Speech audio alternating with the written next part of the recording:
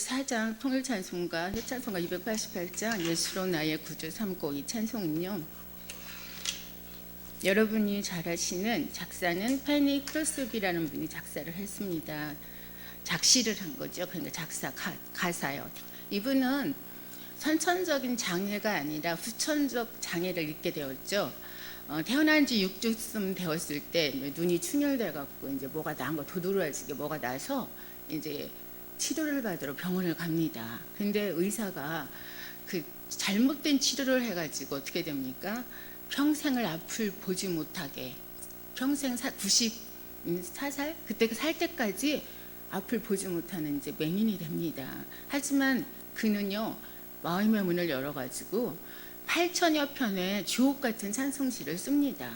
히브리서 10장 22절의 말씀을 가지고 이 찬양을 이렇게 만들었는데, 어느 날 친구 작곡가,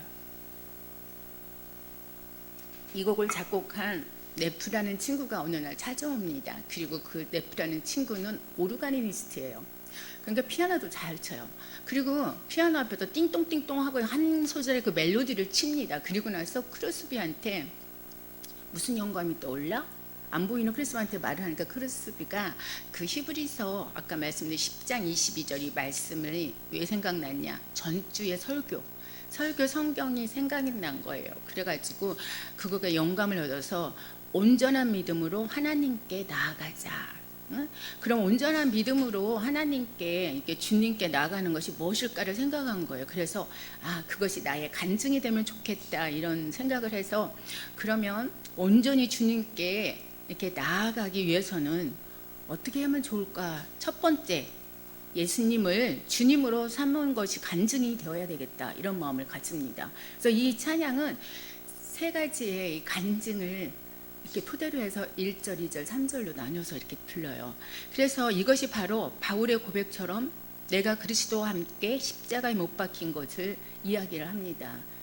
그리고 두 번째 2절은요, 온전히 주께 맡기고 순종하는 것이 간증이 되어야 되겠다 이런 마음으로 마태복음 26장 39절의 말씀 토대로 내 원대로 마시고 아버지의 뜻대로 하옵소서, 주님이 그랬잖아요. 순종이죠. 전적인 순종이요.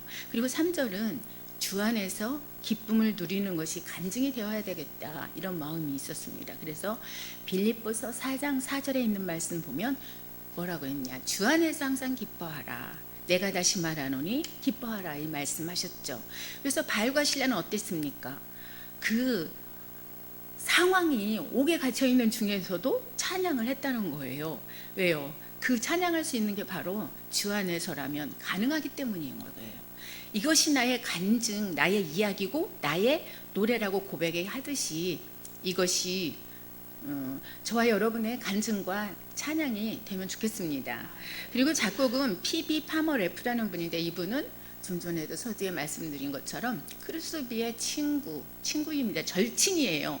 그리고 이분은 감리교 목사님의 딸로 태어납니다. 그런데 하나님께서 이분한테 참 많은 걸 주셔가지고 어린 시절부터 막 비상한 음악적인 재능을 가지고 이렇게 태어났나 봐요. 그때부터 이제 활약을 합니다. 그리고 이분은 가수이고요, 또 오르가니스트면서 이렇게 기독교적인 사업가예요. 그래서 생전에 500여 편의 복음송을 출판하고요. 그리고 찬송가 작곡에도 선교 사업이나 자선 사업에 아주 헌신한 분이십니다.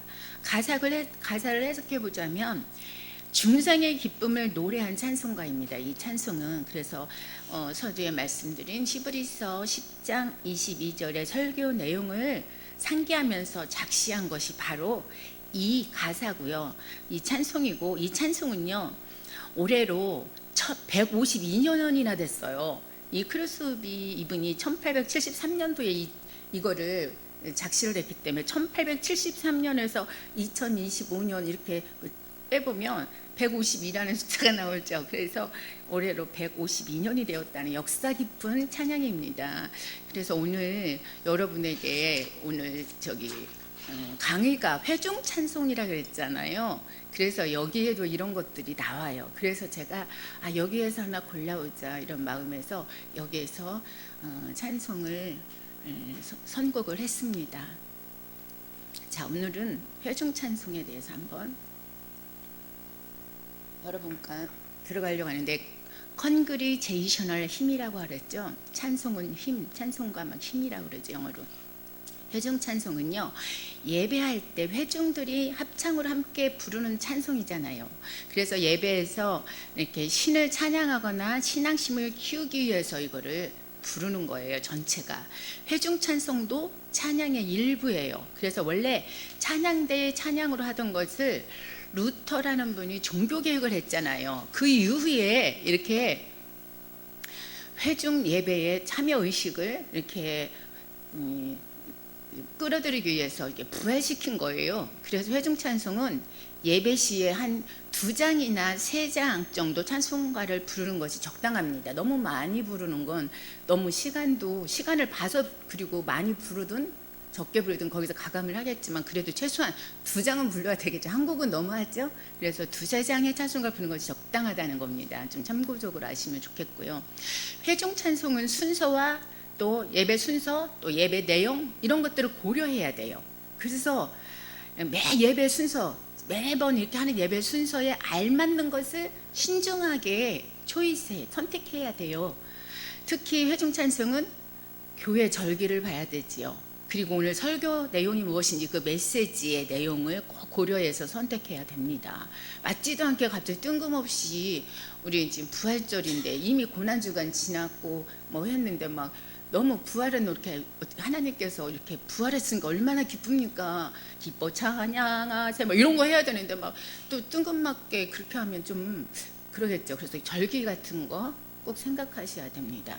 그리고 오늘 메시지가 부활에 대한 거를 하고 있는데, 다른 거 뜬금없이 하면, 조금 찬양을 하면 너무 뚱딴지 같겠죠. 그래서 항상 그걸 고려해서 선곡을 해야 된다는 겁니다. 회중 찬송의 역사를 잠깐 살펴보니까 모세와 이스라엘 백성의 시대부터 현재 지금까지 인간은요, 그들의 종교적인 체험을 이렇게 노래를 통해서 표현을 했습니다. 그리고 초대교회 기독교인들은요, 이렇게 히브리와 그리스의 문화의 영향을 받아요. 그래가지고 찬미와 신령한 노래를 불렀다는 거지요. 그럼 무엇으로, 또 무슨 내용으로 찬양을 그때 불렀을까요? 바로 시편을 가지고 노래를 불렀다는 겁니다. 시편 내용들이 다 찬양입니다.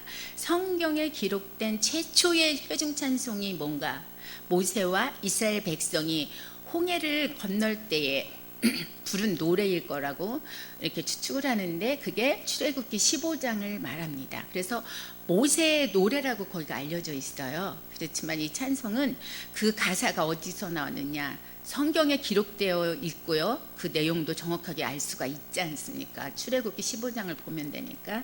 하지만 그 음악에 관해서는, 음악은 어떤지 알기가 아직 어려워요. 다만 이스라엘 백성이 애굽에서 나온 지 얼마 되지 않았잖아요. 그때 불렀기 때문에 애굽에서 흔히 불렀던 어떤 선율이 있을 거예요. 애굽 있을 때, 이제 출애굽하기 전에 애굽에서 종살이 할 때 불렀던 그 선율들이나 리듬에 맞춰서 함께 재창을 하지 않았을까 하는 추측을 하게 되는 거죠. 광야 생활을 하는 동안 이스라엘 백성들은 노래할 기회가 많지 않았으리라고 생각이 됩니다. 그래서 가나안 땅에 들어간 후에도 회막과 성전 시대를 통틀어 봤을 때 회중 찬송이 크게 발전할 기회는 많지 않았을 것 같아요. 왜냐고요? 이스라엘 백성들의 제사는요, 자기들이 직접 제사를 드린 게, 예배를 지금 말하면 이제 구약 시대는 제사라고 그러지만 예배를 드린 게 아니에요. 제사장에게 위임을 해요. 위탁이 해서 예배를 드려요. 그럼 회중이 직접 참여하는 기회가 거의 없잖아요. 왜요? 위임을 해서 예배를 드리니까, 제사장이 대신. 그러니까 큰 절기나 국가의 행사 등 특별한 경우에는 함께 모였다 그러면 그때나 회중 찬송이 이렇게 사용을 하게 되겠죠. 부르게 되겠죠. 그러니까 많이 불렀다고 보기는 어렵다는 거죠, 그 시절에. 그래서 간혹 노래하는 경우에도 어떻게 부르느냐, 회중은요 다 부르지도 못해요. 후렴을 부르는 것이 고작이에요. 그러니 뭐 전체 다 부르는 것도 후렴만. 후렴도 또 뭐 가사가 뭐인 줄 알아요? 할렐루야 아니면 아멘 아니면 여호와께 감사하라 그는 선하시고 그 인자하심이 영원하미로다. 이런 것만 후렴이 있으니 뭐 별거 있겠어요? 뭐 부른 게 없잖아요. 우리처럼 지금 했던 거로 예수로 나의 구주 삼고 1절부터 끝까지 부른 게 아니라 후렴만 불렀다면, 후렴이 이거는 그래도 좀 많긴 하지. 예, 그런 식으로 불렀다는 거죠. 이런 후렴을 사용하는 음악은요, 고대 음악에서 종종 사용되는 방식입니다. 그래가지고 그러니까 우리가 일할 때에 너무 힘들잖아요. 힘들면 그래서 노래를 틀어놓고 하면 좀 그 잊어먹자 힘듦을, 그래서 그런 거를 노동요라고 그러잖아요. 예, 그런 거에 보면은 거기에 리듬을 맞추어 부르는 노래가 일을 효율적으로 할 수 있게 하기 때문에 거의 모든 지역에서 아마 사용되지 않았을까 이런 생각을 하고요. 성전 시대가 이제 끝났을 때 포로 생활하는 그 기간이 있었어요. 그 포로 기간 동안에는 초대교회에서도 회중 찬송은 크게 발달하지는 않은 것 같습니다. 왜냐하면 그때도 바벨론 포로 기간 동안에는 회당이 생기기는 했어요. 그렇지만 활발한 종교 집회를 갖는 것이 현실적으로 어렵다는 거죠. 예, 초대교회는 왜요? 포로 시대에 누가 포로들한테 그거 예배 맨날 그 참석하게끔 하고 집회 그거 막 모이라고 하겠어요? 모이면 또 뭐를 할까 또 두려울 거 아니에요. 솔직히 말해서 역적 모의, 예, 역적으로 또 돼가지고 또 데모라도 하면 어떡해. 우리 코로나 때 못 모였잖아요. 예, 모이지를 못하겠어요. 예, 그렇듯이 예, 그렇죠. 모이지를 아주 못하게 했을 것 같아요. 그리고 초대교회는 아직 부를 찬송들이 그때는 별로 몇 곡이 많지 않았다는 거죠. 또 초대교회의 많은 기간은 로마의 박해가 심했어요. 그래서 마음껏 찬송하는 것도 불가능했다는 거지요. 그럼에도 불구하고요, 여러분, 획기적인 일이 있습니다. 이 기간에 기록된 신약의 문헌들을 보면은요, 그때의 회중 찬송가가 생겨났어요. 놀랍게도. 그리고 초대교회 교인들이 지금 찬송을 부른 것이 확실하게 보이는데, 사도행전 2장 46절, 47절, 에베소서 5장 19절, 골로새서 3장 16절 등에 보면은요, 초대교회 교인들도 여러 종류의 회중 찬송을 가지고 있었다는 것을 알 수 있어요. 여기에 나오는 뭐가 있냐? 시와 찬미와 신령한 노래. 그 종류가 어떻게 다른 건지는, 어떤 종류였는지는 정확히 알 수 없지만, 시는 구약의 시편을 말하는 것 같고, 그 다음에 찬미는 공식적인 집회에서 불리는 오늘날의 이게 찬송가, 우리들이 지금 하나님께 드리는 찬송가와 같은 종류의 음악이 아닐까. 그리고 신령한 노래는 뭔가? 신령한 노래는 개인적인 신앙적인 체험에서 나온 복음성가 같은 거요. 예, 그런 거 음악이 아닐까 하고 많은 음악가들이, 음악의 학자들이 이렇게 추측을 하고 있습니다. 그리고 AD 313년에 기독교가 로마에서 공식적으로 인정이 되기 전까지는요, 많은 기독교인들이 로마인들의 그의 눈을 피해서 신앙생활을 해야 했어요. 그렇기 때문에 회중 찬송도 아마 악기를 이렇게, 악기 같은 걸 이렇게 하면 안 되니까, 시끄러우면 또 안 돼, 조용히 해야 되잖아요. 악기에 반주도 없이 조용하게 부르는 챈팅을 했을 것으로 생각됩니다. 챈팅이라 하면 억양이나 고저, 높고 낮은 그 장단을 사용해 가지고요, 독특한 스타일로 읊어내는 거예요. 랩이라고 해야 되나? 좀 가깝게 말하자면 음악 그렇게 하는데, 쉽게 말하면 불교에서 불경을 할 때 그냥 하지 않잖아요. 가락을 좀 넣어요. 거기다 보면 딴딴딴 따다다 뭐 이런 식으로요. 그렇게 생각하면 쉽습니다. 그게 챈트에 그런 식으로 불렀을 것 같다 이거예요. 자, 그래서 서양에서는요, 시편을 낭송하는 거, 전래 음악을 통틀어서 챈트라고 말을 하고요. 낭송하는 거니까 챈트에 들어간다 이거예요. 음악적인 분류를 본다면. 그리고 이렇게 좀 서두에 좀 전에 말씀드린 챈팅은 그 불교 승려들이 불교의 경전을 이렇게 약간의 곡줄을 넣어가지고 이렇게 노래처럼 읊조리는 것을 말한다 이렇게 보면 됩니다. 그래서 마하바냐 바라미르다 뭐 이렇게 하는 거 있잖아요. 예, 그런 것들. 또한 4세기에 있어서는요, 라오디게아 회의에서 교회에서 임명받은 자 외에는 찬송을 할 수가 없었어요. 그러니까 자유롭고 즉흥적인 회중 찬송은 부를 수가 없고 억제되었다는 걸 수밖에 없습니다.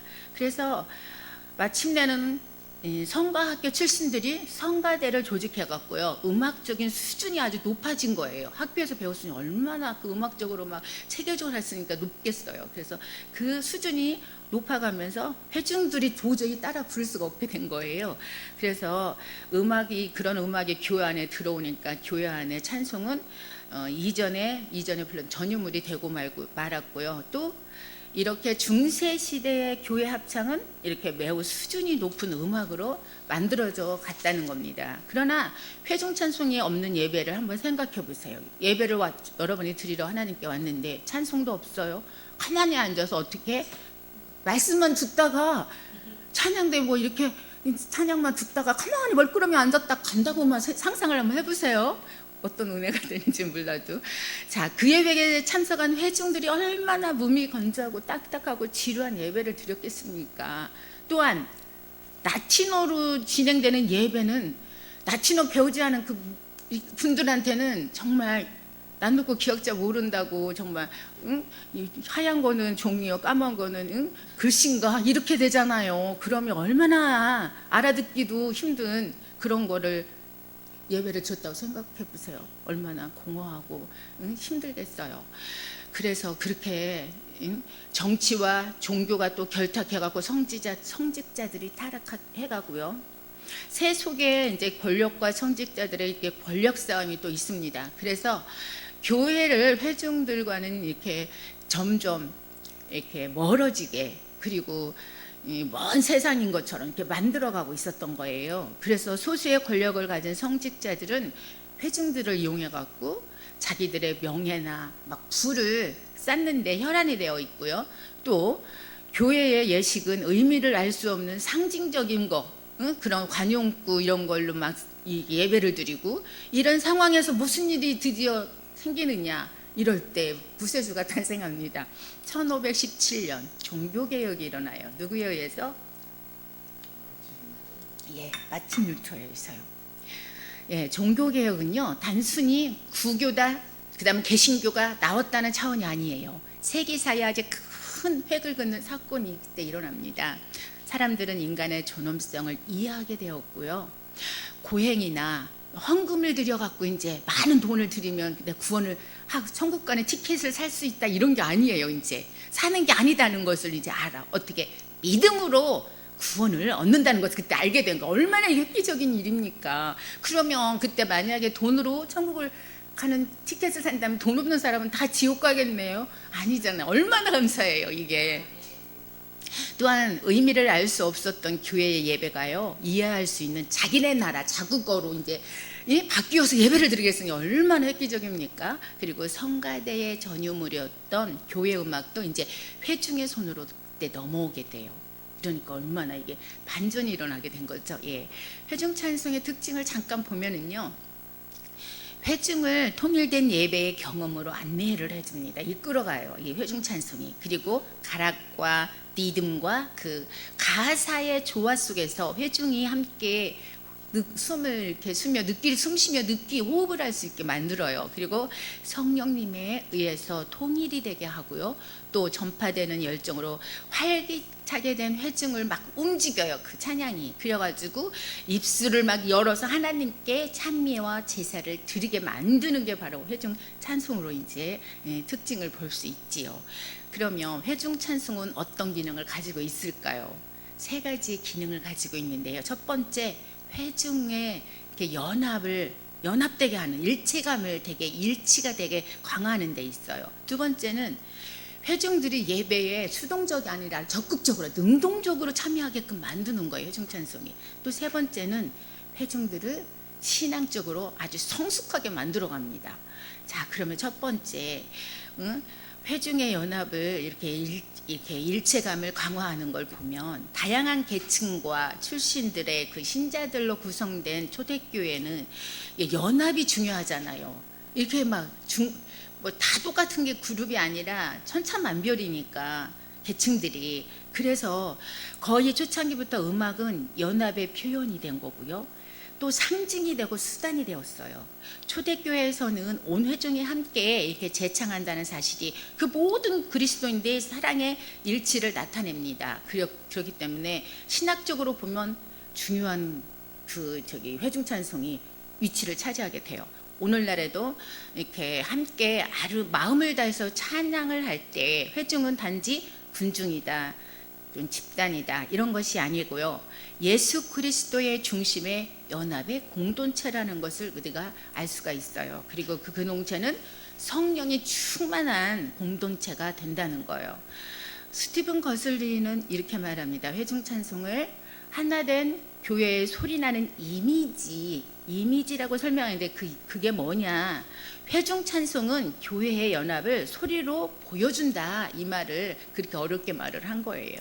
루스덕이라는 사람은 회중이 노래할 때 함께 이렇게 공동체 안으로 들어간다. 그 노랫소리는 교회의 일지를 또한 드러낸다. 이런 주장을 했고요.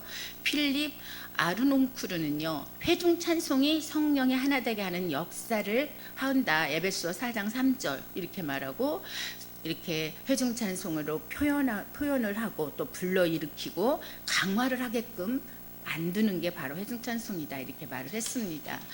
또한 조나단 에드워즈는 우리 마음이 일치한다는 것을 서로에게 표현하는 가장 좋고 가장 아름답고 가장 완벽한 방법이 뭐냐? 음악이다라는 이런 주장을 하면서 함께 모이는 것 자체가 그리스도 안에서 우리의 일치를 표현하는 것이지만 함께 찬양하는 것은 그러한 표현과 체험을 더 극대화시킬 수 있고 심화시킨다는 그런 말을 했습니다.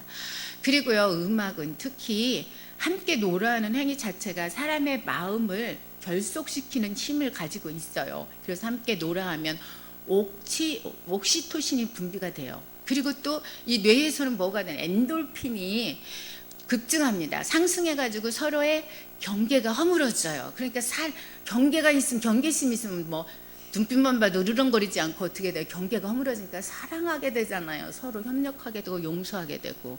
그러니까 유대감이 또 생기잖아요. 그렇죠? 이런 호르몬의 분비 현상을 몰랐던 옛날부터 공동체의 결속을 강화하기 위해서 옛날에 이런 걸 몰랐어요. 뭐가 과학적으로 뭐가 어쩌다 이런 거 몰랐어도 이렇게 공동체를 하나로 만들려고 결속을 강하게 해서 음악이 사용된 이유가 바로 이런 이유 때문에 그런 거예요. 오늘날 여러분 운동 경기할 때도 그냥 합니까? 야구 보세요. 치어리들이 나와가지고 막 흔들고 막 뭘 합니까? 막 응원가를 부르잖아요. 그치요? 우리 옛날에 운동회 할 때도 천군 이겨라 백번 이겨라 하면서 그거 뭐예요? 힘내라고 응원을 하는 거잖아요. 그 응원가잖아요. 시위할 때 그냥 합니까? 아니에요. 그때도 저항가요라고 해서 요즘은 또 민중가요, 민중의 노래를 불러요. 그래서 막 그걸로 막 끌어들이는 거예요.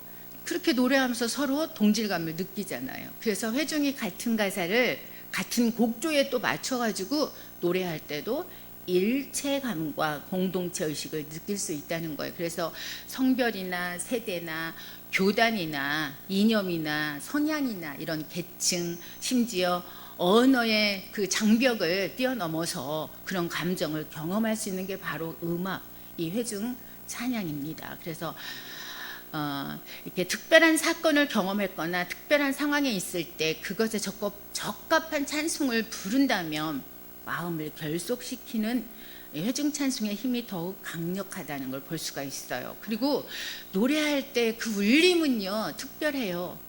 함께 주기도문송이나 이렇게 또 사도신경 이런 걸 말로 할 때 그 말로 할 때 울림하고요 노래로 불렀을 때 그 울림은 훨씬 풍성하고 더 큰 하나가 되는 그러한 공동체가 되는 그런 마음을 갖게 하잖아요. 그래서 두 번째는 이렇게 회중이 예배에 능동적으로 수동적이 아니라 참여하게 한다는 거예요. 예배를 뜻하는 헬라어 중에 이런 말이 있죠. 레이 투르기아나 가 있는데요. 원래 이 말의 뜻은 사람들의 일이란 뜻입니다. 이 단어를 통해서 알 수 있듯이 예배는요, 몇몇 목회자나 예배 인도하는 사람들의 전유물이 아니라요, 회중 전체가 참여해가지고 하나님께 봉사하는 일입니다. 그러므로 회중은 나는 관객이야, 그냥 예배를 드리는 게 아니라 보러 왔어, 이런 보러 온 게 아니라 그런 거에 머물지 마시고 예배 순서에 온전하고 의식적이고 능동적으로 참여를 해야 한다는 거예요. 그리고 교회는 회중이 그렇게 참여할 수 있게끔 이끌어야 된다는 겁니다. 예배에서요, 이렇게 회중이 능동적으로 참여하게 할 수 있는 가장 일반적이고 주된 방법이자 어쩌면 유일한 순서가 바로 회중 찬송일 겁니다. 노래할 때는 목소리나 이렇게 몸이나 정신이나 감정, 전 인격이 이렇게 참여하기 때문에 이렇게 회중 찬송은 특별한 거예요. 또 시간상으로도 회중 찬송이 중요합니다. 대부분 교회에서는 회중이 예배 중에 한 목소리로 기도를 하거나 또 성경 말씀을 읽는 시간이 아예 없을 수도 있어요. 또 있다 하더라도 몇 분밖에 되지 않을 거예요. 그렇잖아요. 한번 곰곰이 생각해 보세요. 회중이 얼마나 참여하면서 다 함께 하는 시간이 얼마나 됩니까? 그러나 모든 교회에서 회중 찬송 시간은 최소 다 따지면 5분은 돼요. 왜요? 찬송 2곡만 해도 찬송 한 곡에 거의 3분에서 4분, 길은 건 조금 또 더 길 수 있어요. 5절까지 있는 거는 거의 5분도 돼요. 그러다 보면 한두 곡만 해도 5분 이상은 어느 교회나 할 겁니다. 예.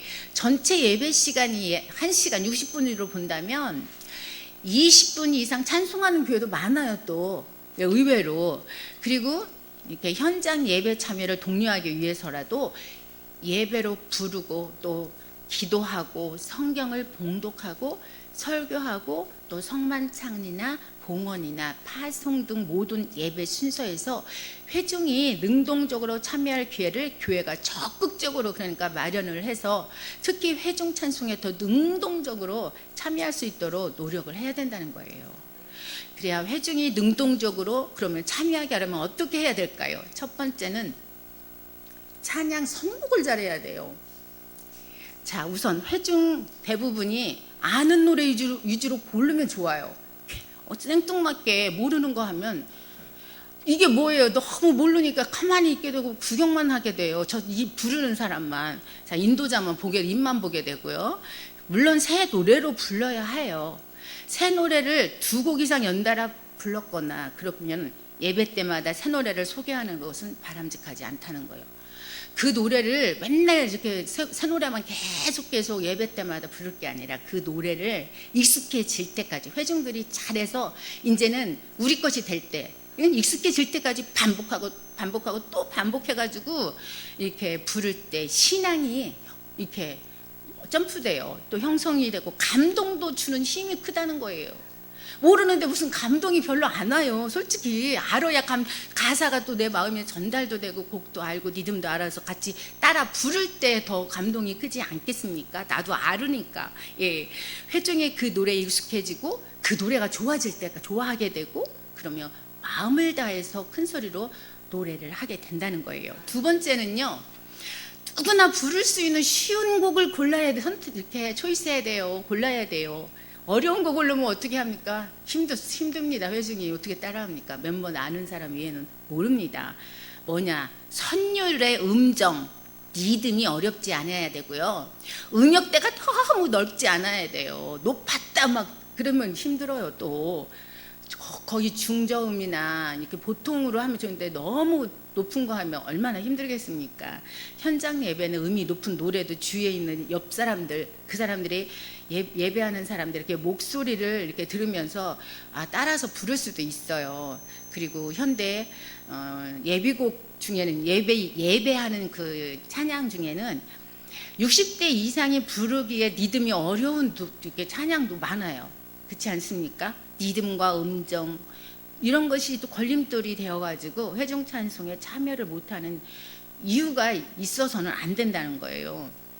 회중 찬송은 그래서 모든 회중이 함께 부를 수 있는 찬양이어야 된다는 겁니다. 대부분 교회에서 회중 찬송을 할 때 인도자가 마이크를 사용해서 노래를 합니다. 거의 마이크 없이 하면은 그 넓은 데서 어떻게 그걸 다 이렇게 감수할 수 있겠어요. 그러니까 마이크를 사용하게 되지요. 그러면 마이크 음량과 자기의 음색 또 그런 것들을 잘 조절해야 합니다. 그래서 예배당 안에서 회중의 노랫소리와 함께 섞여서 들리기 때문에 예배당 안에서는 그런 것들이 섞여서 들려요. 그러면 인도자의 마이크 소리가 그렇게 크게 들리지 않을 수도 있어요. 흔히 여러 명이 또 마이크를 사용해서 노래하는 이렇게 찬양팀이 할 때요. 그럴 때는 또 전자악기나 또 드럼까지 사용하는 경우도 있죠. 그럴 때는 그 찬양팀의 그 찬양 소리가 회중의 찬송 소리를 이렇게 압도할 정도로 크지 않도록 꼭 주의를 해야 된다는 거예요. 왜냐고요? 찬양팀 소리가 너무 크면은요, 현장 그 예배에서 참석한 회중들이 아예 소리를 내봤자 소리도 안 나. 모르겠어. 그러니까 소리를 내지를 않아요. 그저 찬양팀 소리만 가만히 듣고 입만 어쩌다 군붕어처럼 뻥긋뻥긋 할 수도 있어요. 그러니까 그러면 안 된다는 거예요. 회중 찬양은 뭐예요? 회중을 찬양하게끔 만들기 위해서 지금 찬양하는 건데 자기들만 큰 소리로 해버리면 뭔 회중 찬송입니까? 찬양팀만 그냥 찬양하는 거지. 그러면 안 된다. 그래서 소리를 크지 않도록 항상 줄여서 그걸 살펴야 됩니다. 그래서 회중 찬송 시간에는요, 회중의 소리가 크게 들려야 된다는 거지요. 독창, 독주, 중창, 합창을 특송이라고 하지요, 우리가. 그래서 이렇게 그 특송을 이렇게 부르는 교회가 많은데요. 예배에서 가장 특별한 찬송은 회중 찬송이어야 합니다. 회중 찬송이고요. 예배에서 유일하게 필수적이고 가장 중요한 음악이 바로 회중 찬송이기 때문입니다. 그래서 회중 찬송에 이렇게 대한 인식을 바꾸고 또 회중의 참여를 복돋우기 위해서는 회중 찬송을 특별하게 만들 다양한 방법을 기획을 하고 시도하는 것도 좋아요. 어떤 시도? 자, 이렇게 찬양 인도자나 이렇게 찬송을 이렇게 인도하는 분, 또 목회자나 아니면 평신도가 인도를 할 수도 있어요.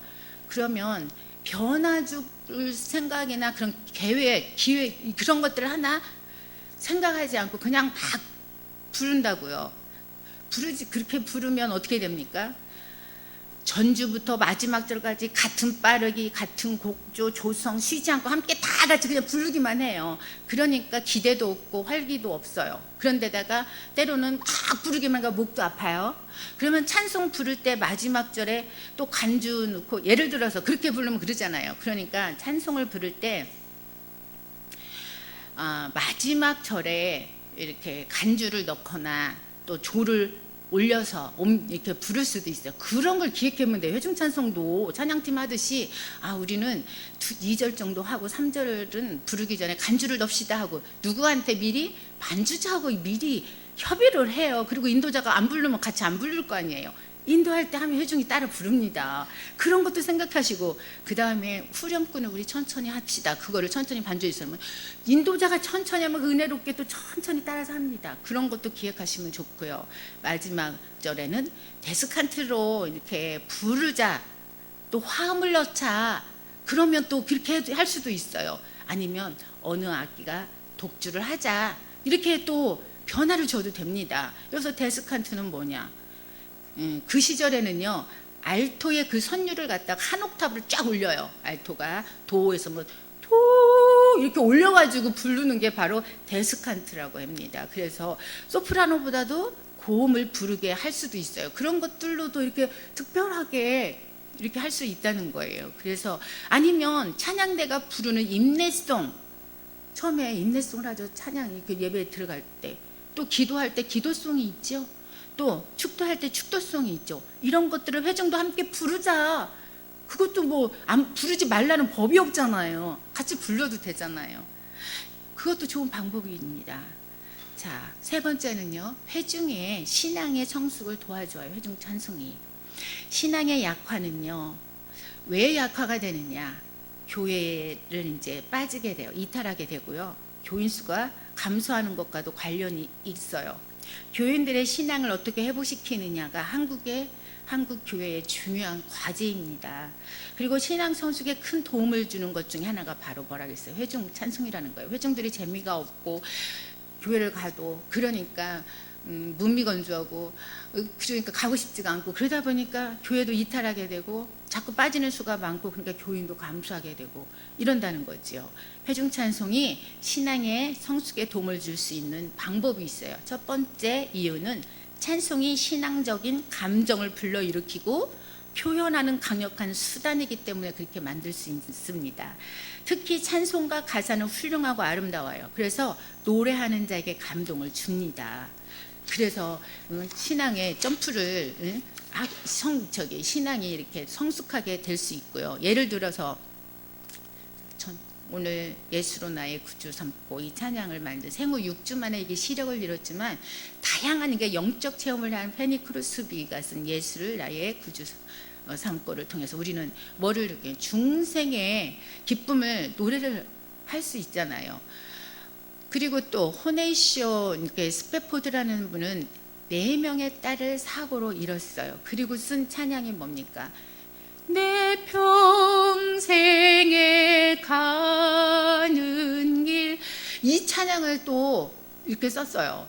그 찬양을 통해서 우리는 고난이 있잖아요. 내 딸을 잃었으면 그 슬픔이 얼마나 큽니까? 자식 하나 잃은 것도 슬픈데 다 몽땅 잃었어요. 그랬는데도 하나님이 주시는 그 찬양 평안과 위로를 고백했다는 거잖아요.